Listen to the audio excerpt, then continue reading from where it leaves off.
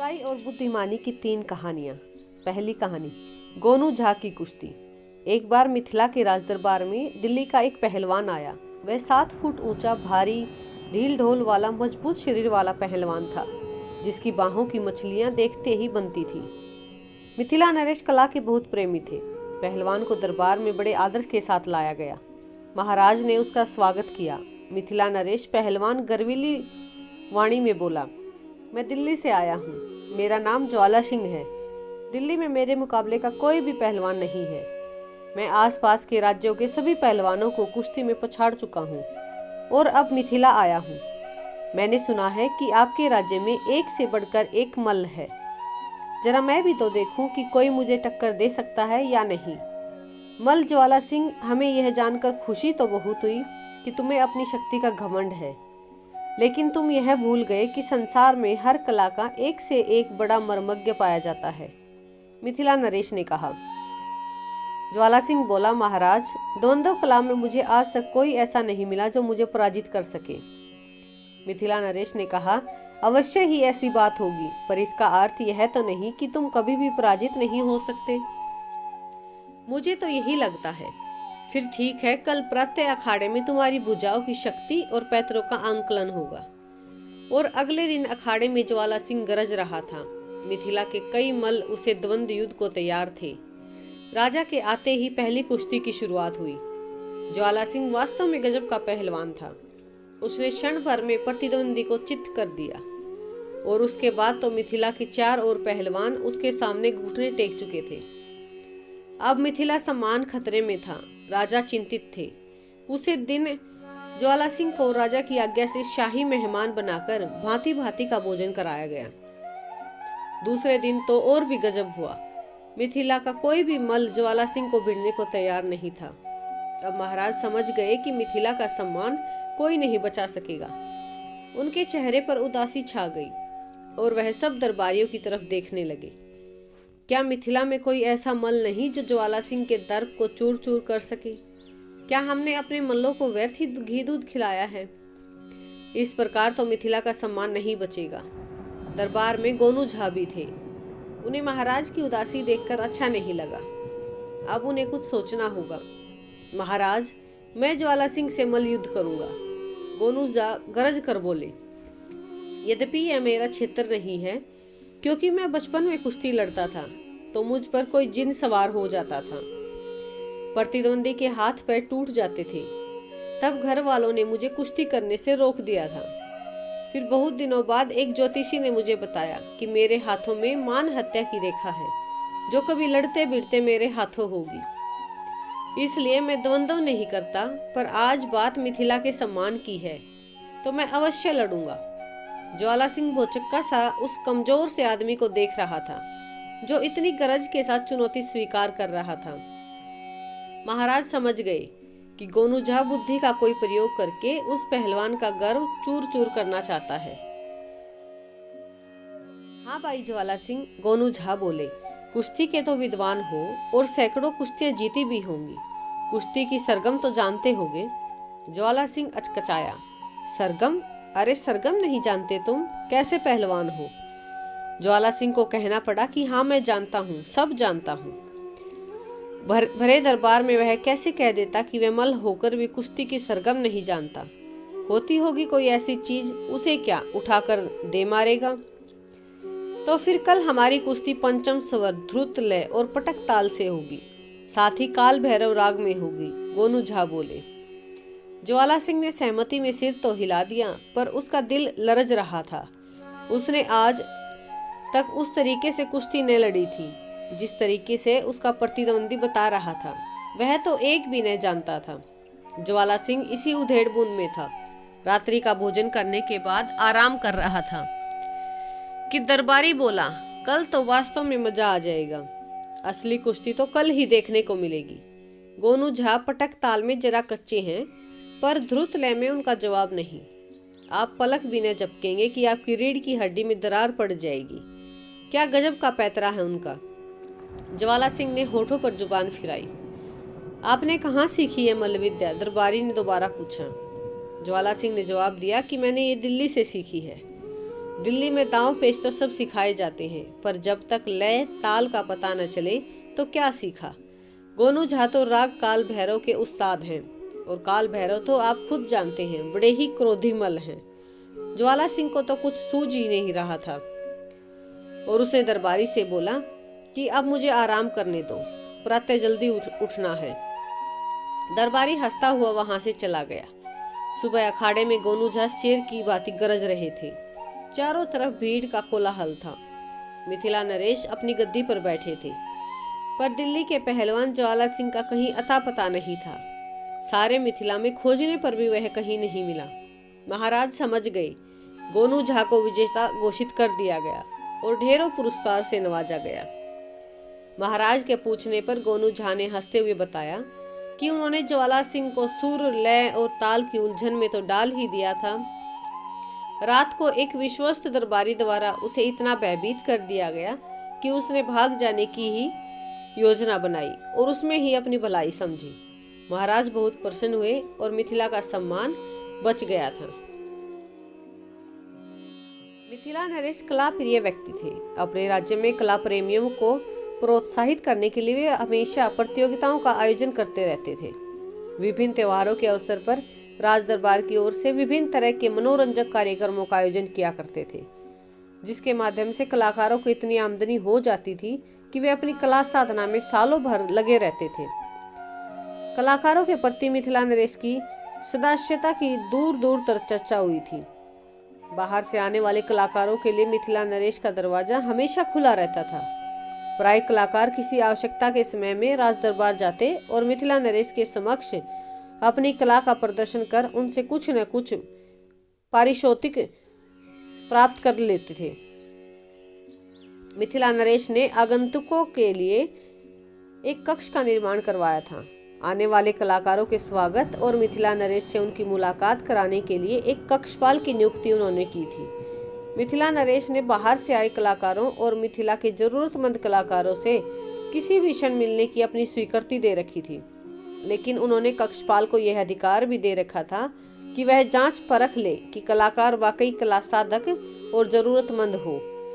इस व्यवस्था से कुछ दिनों तक तो सब कुछ ठीक चल रहा था, किंतु जब कक्षपाल ने देखा कि मिथिला नरेश से मिलकर लौटने वाले कलाकार तरह तरह के उपहार प्राप्त कर वापस आते हैं, तो उसने सोचा कि यदि वह इन फटीचर से दिखने वाले कलाकारों को महाराज से मिलने की स्वीकृति प्रदान न करे तो क्या वे उन्हें पुरस्कार दे सकेंगे? नहीं।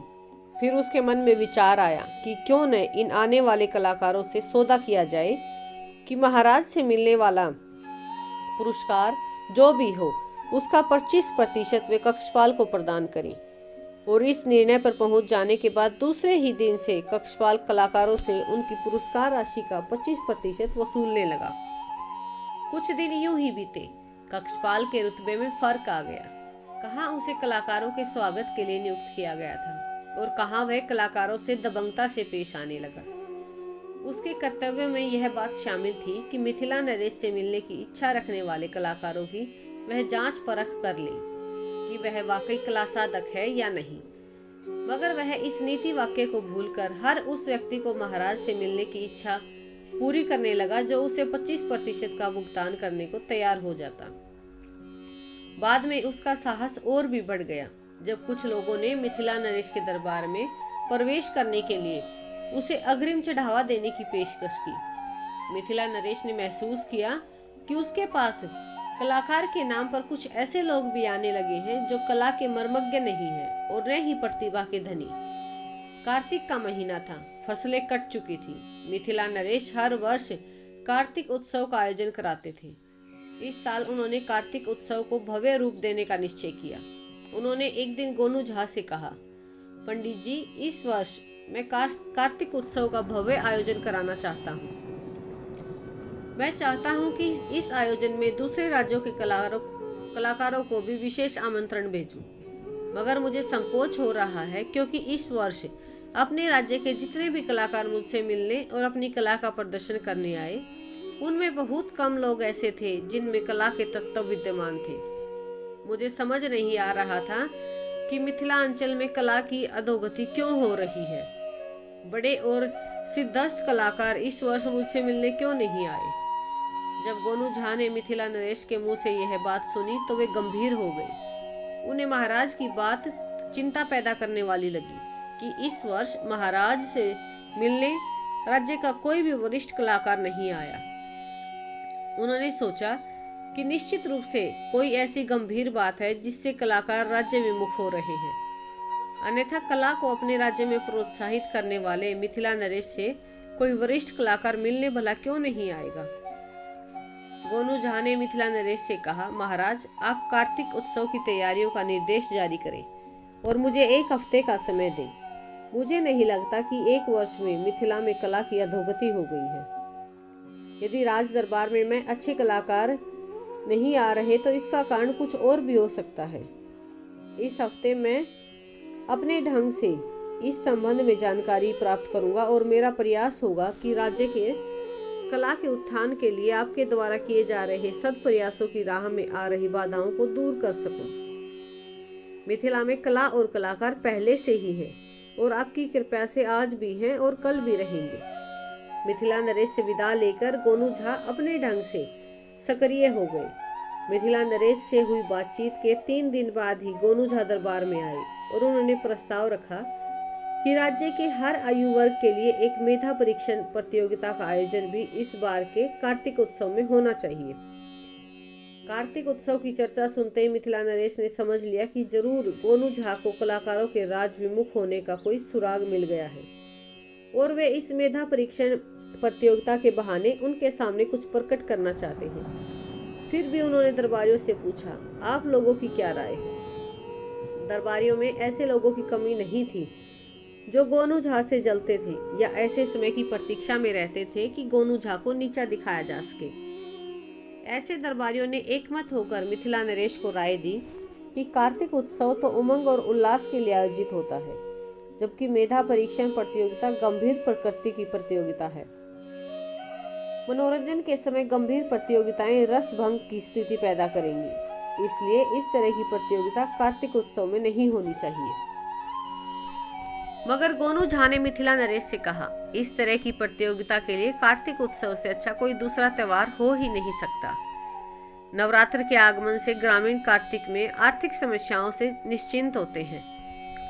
गरीब से गरीब आदमी अपने भोजन वसन की चिंता से मुक्त रहता है और सबसे बड़ी बात कि कार्तिक उत्सव में राज्य भर के लोग आते हैं, इसलिए राज्य की मेधा शक्ति की पहचान के लिए इससे अच्छा अवसर दूसरा नहीं हो सकता। मिथिला नरेश को गोनू झा का तर्क पसंद आया और उन्होंने मेधा परीक्षण प्रतियोगिता के आयोजन की स्वीकृति दे दी।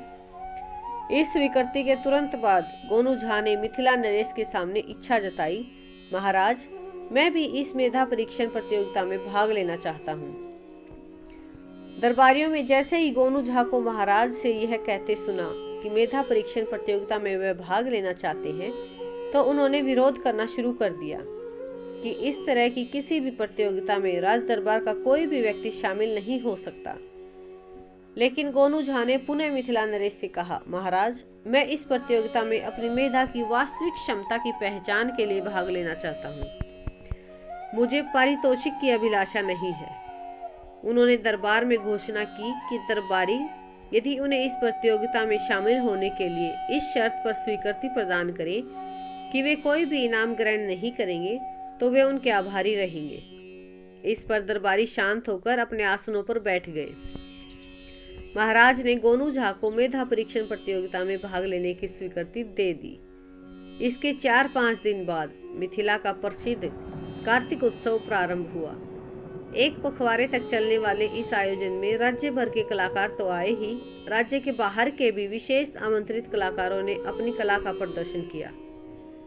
कार्तिक उत्सव के समापन समारोह के दिन पुरस्कार वितरण की व्यवस्था के लिए विशेष रूप से बनवाया गया वृत्त पंडाल खचाखच भरा हुआ था। मिथिला नरेश पुरस्कार वितरण के लिए स्वयं मंच पर आसीन थे।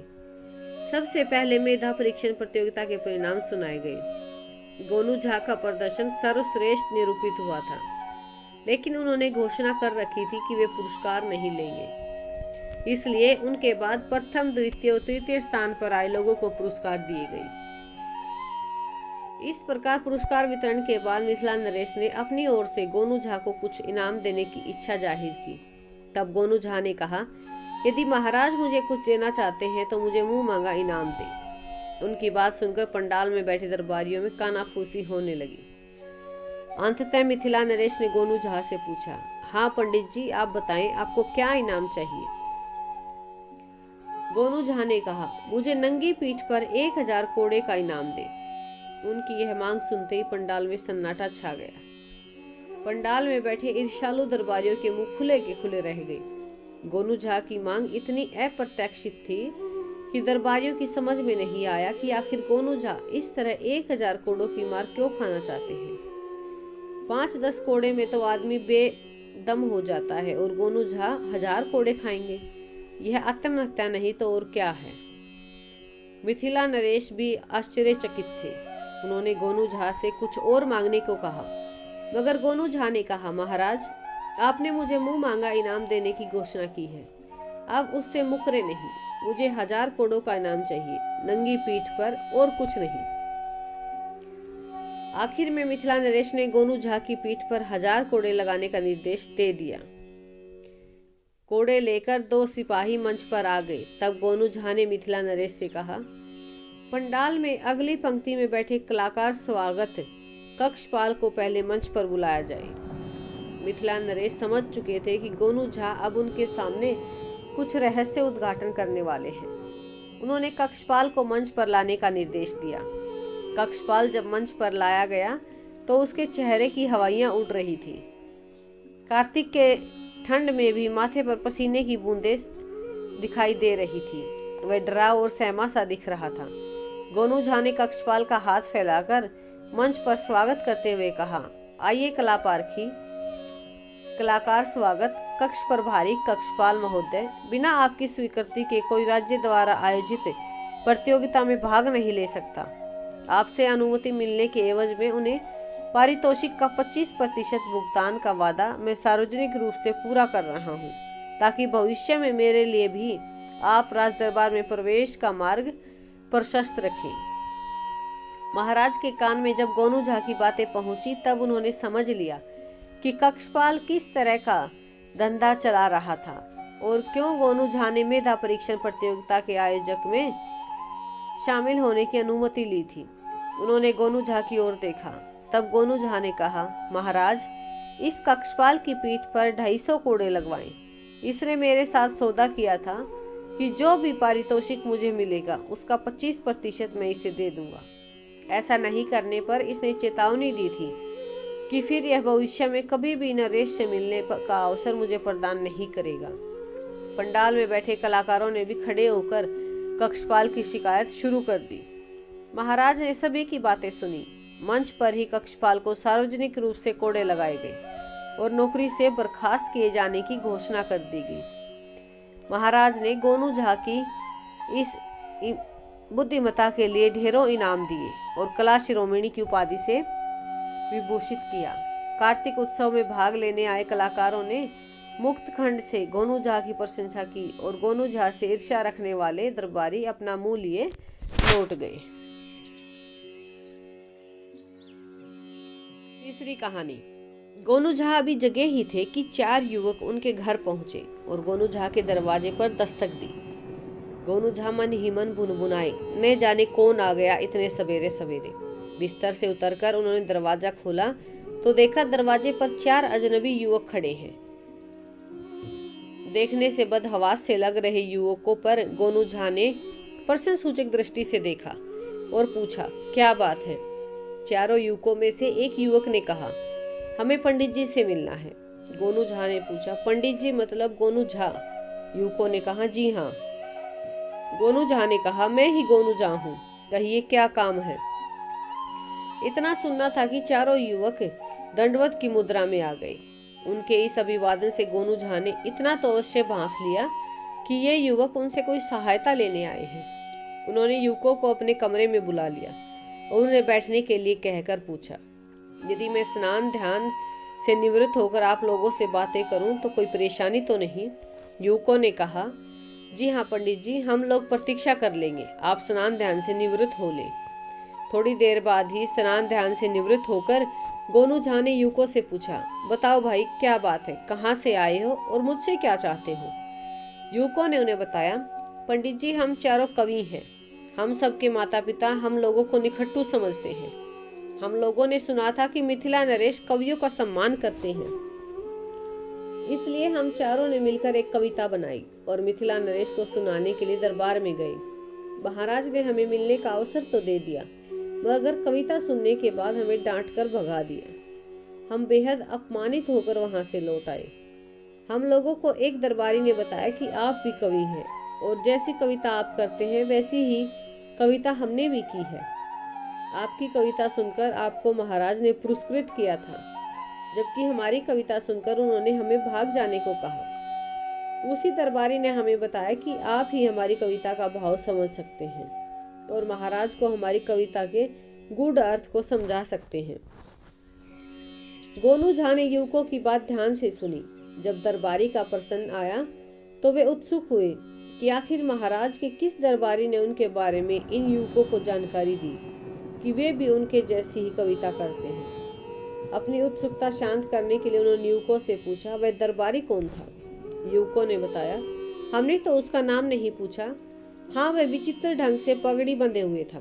पगड़ी से उसकी एक आंख छुपी हुई थी। गोनू झा समझ गए कि इन युवकों को काना नाई ने उनके पास भेजा है। काना नाई महाराज के दरबार में था और उस महत्वाकांक्षी दरबारियों की चौकड़ी में शामिल था जो गोनू झा से मिलते थे और उन्हें नीचा दिखाने का कोई अवसर नहीं खोना चाहते थे। गोनू झा समझ गए कि जरूर इन युवकों की कविता में कोई ऐसी बात है जो अशोभनीय है, अन्यथा काना नाई उन्हें इस उत्प्रेरित करके उनके पास नहीं भेजता। उन्होंने युवकों से कहा, मुझे तुम लोग विस्तार से बताओ कि तुम लोगों ने मिलकर कविता कैसे लिखी और तुम्हारी कविता क्या है? युवकों में से एक ने कहा, पंडित जी अब तो कविता पढ़ने का हौसला भी जाता रहा। कहाँ हमने सोचा था कि कविता सुनाने के बाद महाराज से जो इनाम मिलेगा उसे ले जाकर अपने माता पिता को देंगे ताकि वे समझ सके कि हम भी कुछ कर सकते हैं। हम निखट्टू नहीं हैं, हमारी भी कोई पहचान है। गोनू झा ने उसे बीच में ही टोक कर कहा, यह सब रहने दो और कविता सुनाओ। तब युवकों में से एक ने कहा, पंडित जी जब हम लोग महाराज के दरबार के लिए अपने गांव से निकले तो रास्ते में एक गुलर का पेड़ मिला और मैंने एक गुलर पेड़ से टूट कर गिरते देखा। तब कविता की पहली पंक्ति बनाई, पक कर गुलर गिर गयो। दूसरे युवक ने कहा, और पंडित जी मैंने राह में एक पीपल के पेड़ से पत्ते तोड़कर ले जाती एक महिला को उसी समय देखा तो अनायास ही मेरे मुंह से यह पंक्ति निकली, लायो पीपर नारी। तीसरे युवक ने कहा, पंडित जी मैंने जामुन का एक पेड़ देखा जिस पर अनगिनत जामुन फले हुए थे, तो मैंने कविता की तीसरी पंक्ति बनाई, जामुन अंत न पाइयो। अब चौथे युवक की बारी थी। उसने गोनू झा से कहा, हम लोग थोड़ी देर और बढ़े तो देखा कि कुछ बच्चे खेलते खेलते झगड़ने लगे। तब मैंने कविता की अंतिम पंक्ति जोड़ी, बरबस ठानो रारी, और इस तरह उनकी कविता पूरी हुई। पक कर गुलर गिर गयो, लायो पीपर नारी, जामुन अंत न पाइयो, बरबस ठानो रारी। गोनू झा समझ गए कि काना नाई ने उन्हें उपहास उड़ाने के लिए ही इन युवकों को उनके पास भेज दिया है। उन्होंने मन ही मन सोचा कि ऐसे तो ये युवक मूर्ख हैं, किंतु उनके मन में अपने माता पिता को प्रसन्न करने की इच्छा है। इस इच्छा के कारण ही वे महाराज के दरबार में कविता सुनाने चले गए। दूसरी तरफ काना नाई उनसे जलता है और उनका मजाक उड़ाने के लिए इन युवकों को उनके पास जाने के लिए प्रेरित किया है।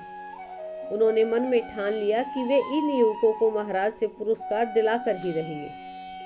वे अपने साथ उन युवकों को लेकर दरबार में पहुंचे। महाराज ने जब दरबार में युवकों को देखा तो वे आग बबूला हो गए और डांटते हुए बोले, अरे तुम लोग फिर यहाँ आ गए। गोनू झा ने विनम्रता पूर्वक कहा, महाराज इन कवियों को मैं लेकर आया हूँ आपके पास। जिस समय गोनू झा ये बात कह रहे थे उस समय उनकी दृष्टि काना नाई पर टिकी हुई थी। गोनू झा ने मुस्कुराते हुए फिर कहा, महाराज मैं तो इन युवकों की चौपाई सुनकर आश्चर्यचकित रह गया। मुझे आश्चर्य है कि इतनी कम उम्र में इन युवकों ने 4 पंक्तियों में संपूर्ण रामायण की रचना कैसे कर ली। अब महाराज के चौंकने की बारी थी। महाराज के मुंह से निकला, संपूर्ण रामायण? जी हाँ महाराज, संपूर्ण रामायण। यदि आप अनुमति दें तो मैं इन युवकों की लघु किंतु महानतम रचना को आपके सामने सुनाना चाहता हूँ। गोनू झा ने महाराज से कहा। महाराज ने उन्हें अनुमति दी। पूरे दरबार में उत्सुकता पैदा हो चुकी थी। युवकों ने बारी बारी से अपनी अपनी रचना दरबार में सुनाई। महाराज की समझ में कुछ नहीं आया। तब उन्होंने गोनू झा की ओर देखा। गोनू झा समझ गए कि महाराज उनसे कह रहे हैं कि क्या बकवास कविता है। गोनू झा ने मुखर स्वरों में कहा, महाराज ये पंक्तियां सामान्य नहीं हैं। इनसे गुणतम बातें ध्वनित हो रही हैं। यह तो राम रावण के युद्ध से लेकर उसके परिणाम तक को रेखांकित करने वाली रचना है। वास्तव में रावण की पत्नी मंदोदरी का विलाप है। करुण रस का ऐसा वर्णन किसी अन्य पंक्ति में कहा। इस पंक्ति में कवि कहता है कि संपूर्ण सोने की लंका, जो रावण के अभिमान का प्रतीक थी, पके हुए गूलर की तरह धराशायी हो गई। दूसरी पंक्ति का अर्थ है, मंदोदरी के रुदन में यह ध्वनित होता है कि पी यानी मंदोदरी का पिया पति अर्थात रावण, नारी अर्थात राम की पत्नी सीता को ले आया, जिसके कारण लंका का विनाश हुआ। अंत न पाइयों में भगवान श्री राम का यशोगान है कि हे मन, राम तो भगवान है, अनंत है, उनके सामर्थ्य को भला कैसे जाना जा सकता है। और महाराज, कविता की अंतिम पंक्ति का अर्थ तो अब बिल्कुल साफ हो गया कि मंदोदरी विलाप करते हुए कहती है कि जिस परमेश्वर राम के मन की शक्ति की था कोई नहीं ले सकता, उससे उसके पति रावण ने बरबस दुश्मनी मोल ले ली, जिसका नतीजा हुआ कि वह आज अपने समस्त ऐश्वर्य के साथ ध्वस्त हो गया है। महाराज उस कविता से तो नहीं, बल्कि गोनू झा द्वारा प्रकट की गई उसकी विवेचना से बहुत प्रभावित हुए। उन्होंने यह भी समझ लिया कि गोनू झा इन युवकों की मदद करना चाहते हैं। इसका अर्थ है कि उन्होंने इन युवकों से कोई अच्छी बात जरूर सीखी है, अन्यथा वे इन्हें लेकर दरबार में नहीं आते। ऐसा विचार कर महाराज ने युवकों को इनाम दिया। इनाम पाकर चारों युवक प्रसन्न हुए और दरबार से विदा होते समय इन युवकों ने जब गोनू झा का चरण स्पर्श किया, तब गोनू झा ने आशीष देने की शैली में कहा, जाओ, इनाम में मिली राशि अपने माता पिता को देकर प्रसन्न करो। अब घर जाकर कुछ काम की बातें सीखो। कविता से रोजी रोटी नहीं मिलती। युवकों के जाने के बाद गोनू झा ने कान्हा नाई की तरफ भरपूर दृष्टि डाली और मुस्कुराते हुए अपने आसन पर विराजमान हो गए। आपको ये कहानियाँ कैसी लगी कमेंट बॉक्स में जरूर बताएं।